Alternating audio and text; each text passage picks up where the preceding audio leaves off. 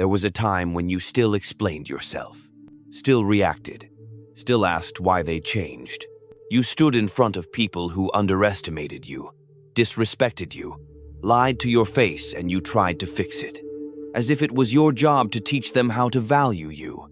As if your dignity was a group project. It wasn't. You wasted time defending yourself to people who already knew what they were doing. They weren't confused. They weren't careless. They were strategic. They just bet you wouldn't be. They were right. You thought being good would protect you. It didn't. You thought patience would earn you loyalty. It backfired. You thought giving people another chance meant strength. They read it as fear. What you call kindness, they call opportunity. What you think is clarity, they see as self-doubt. And what you thought was love was just another leash. You never needed better people. You needed a better filter, a psychological razor, a way of seeing that cuts clean through smiles, stories, and apologies, and makes one thing obvious: who should never have access to you again. This isn't about becoming cold. It's about becoming clear. There are 5 silent habits that make you exploitable, not loud, not obvious, just quietly, fatally penetrable. These habits don't look like weakness. They hide as humility, as fairness, as peacekeeping. But Machiavelli didn't write for the soft-hearted. He wrote for survivors, strategists, people who understand that control isn't loud, it's quiet, hidden, surgical. These 5 habits are the reason your power leaks. And until they're burned out of your life, you'll keep attracting disrespect, disguised as affection. You're not here to be liked. You're here to become undeniable. And the first filter starts with one rule. If they test you once and win, they'll test you forever. They didn't stop because you forgave them. They stopped because they had no more use for you. You think letting things go gives you peace. But peace isn't the absence of conflict, it's the presence of leverage. And you gave yours up the moment you started calling self-betrayal understanding. The first habit that poisons your presence is what looks like tolerance, but underneath, it's just delayed humiliation. You let things slide that should have ended relationships. You ignore slights, tolerate inconsistencies, rationalize disrespect, not because you're above it, but because you're afraid to lose the connection. But what kind of connection makes you shrink? Here's what no one told you. Every time you let it slide, you teach them where your spine ends. They memorize it. They test you again, with silence, with distance, with small lies, with sudden switches in tone. Then they watch. If you chase, explain, or overcorrect, they win. Not loudly, not in words, but psychologically. Now they know. Your fear of disconnection outweighs your self-respect. They know the door to control has no lock, just a handle that looks like your guilt. This isn't about punishing people.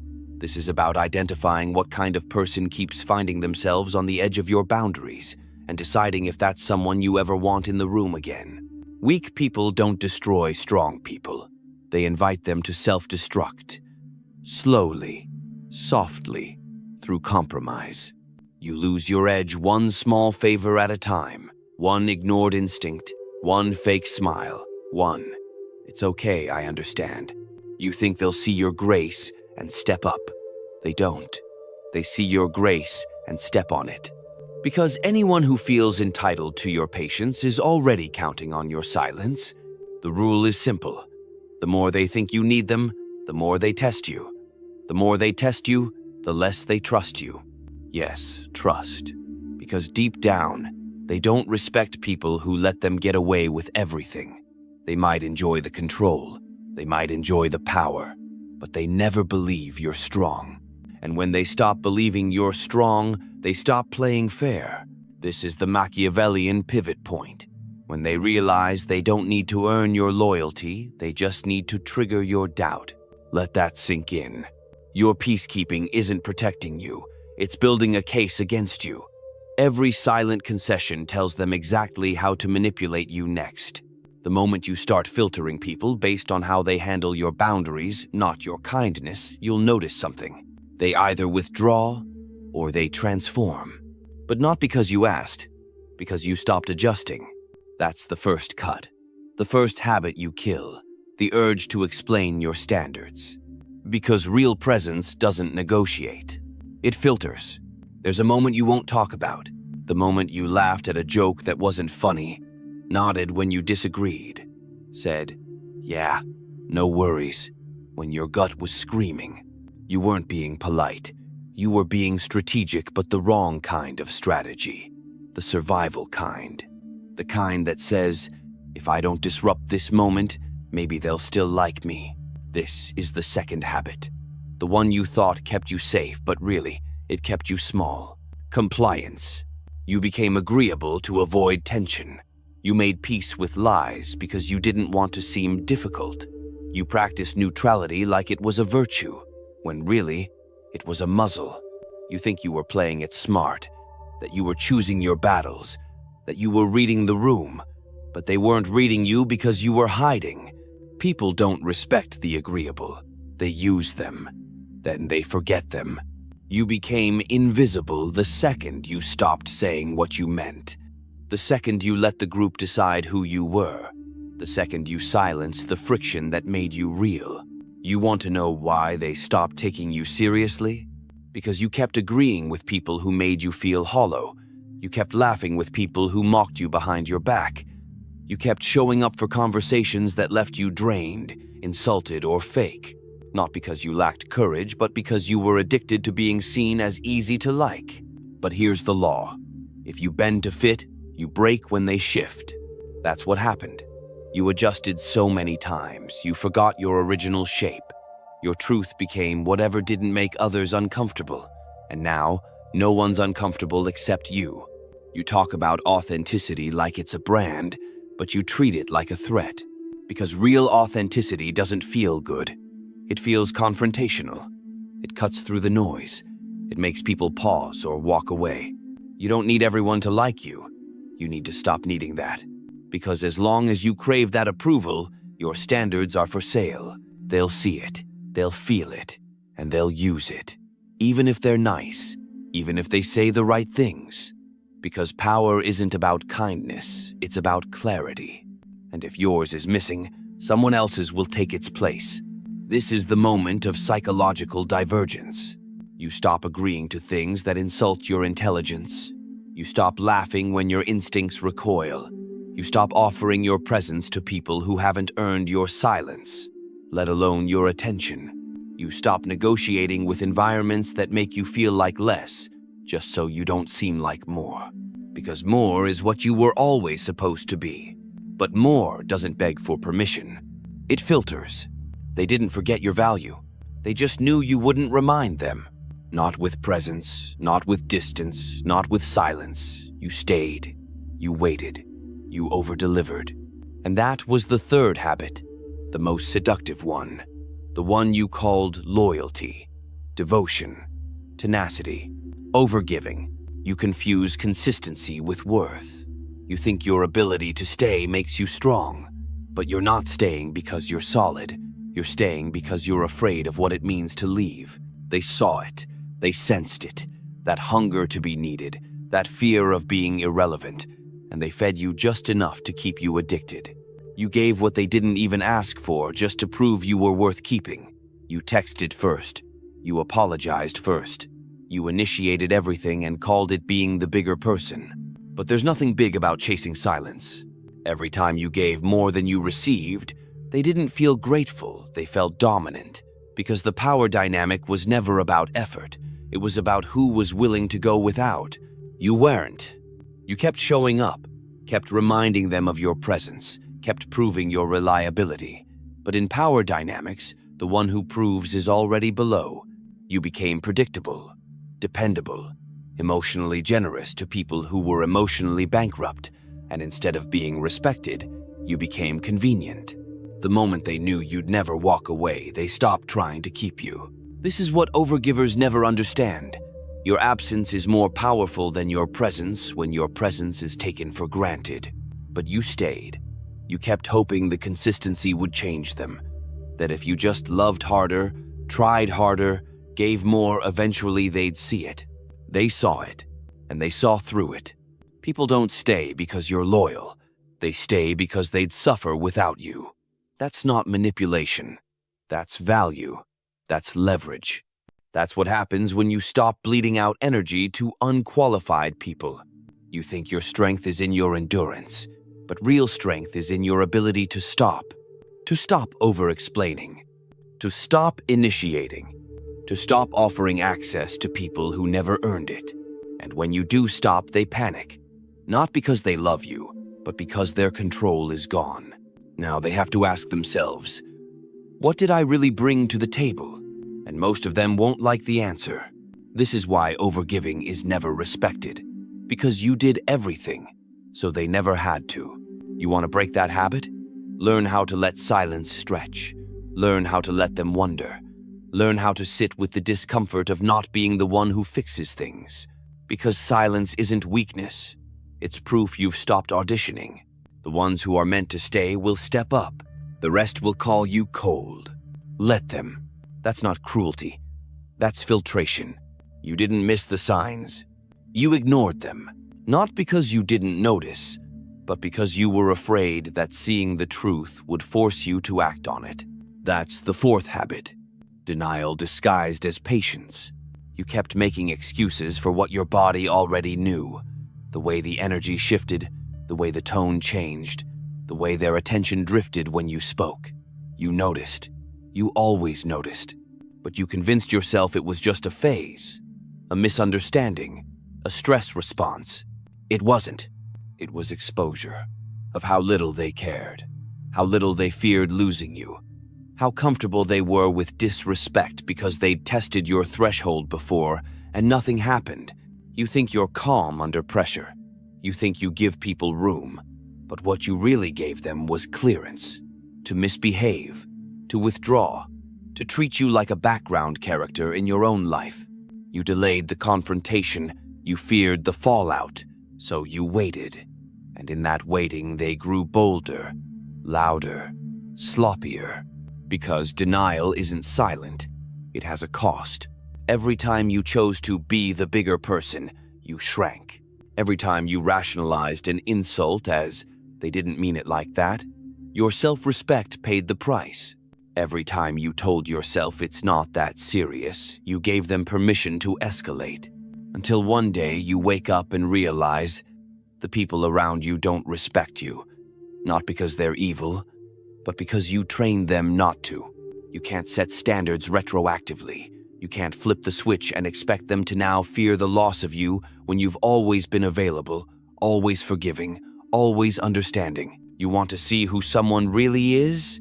Let them believe they've won. Let them think you're never leaving. That's when they stop hiding. And that's when you should have walked. But you didn't. You waited. You tolerated the micro-abandonments, the emotional games, the quiet betrayals that were small enough to explain away but deep enough to corrode your self-worth. You thought enduring it made you noble. It didn't. It made you forgettable. You were so focused on keeping the peace externally, you let the war inside you escalate unchecked. And when it finally exploded, when your silence could no longer contain the cost, they called you crazy, overreactive, emotional. Not because you were any of those things, but because you interrupted the system they benefited from. The system your denial helped build. There's a line Machiavelli would have understood. It's not what they do to you, it's what you let them get away with. Not once, not loudly, but repeatedly, quietly, until your identity is built on tolerating the intolerable. You want power? It starts with clarity, not kindness, not patience, not endurance. Clarity, because the people who can't handle clarity were never meant to handle you. Filter them. You think they won because they were smarter, more confident, more charismatic. They weren't. They won because you hesitated. That's the fifth and final habit. The one that disguises itself as thoughtfulness, as caution, as being measured. Hesitación. You knew what you should have said, what you should have done, where the line should have been drawn, but instead, you paused, you doubted, you waited for the right time, the right signal, the right feeling. It never came. And while you were calculating your next move, they were making theirs. Louder, faster, with more conviction even when they were wrong. That's the thing about power. It doesn't care about being right. It only cares about being first. You lost ground not because you lacked strength, but because you lacked timing, because you second-guessed what you already knew. Hesitation is the death of psychological dominance. Not in the physical world, but in the emotional one, in the invisible war of presence, where the one who asserts first calmly, cleanly, with no apology controls the tone.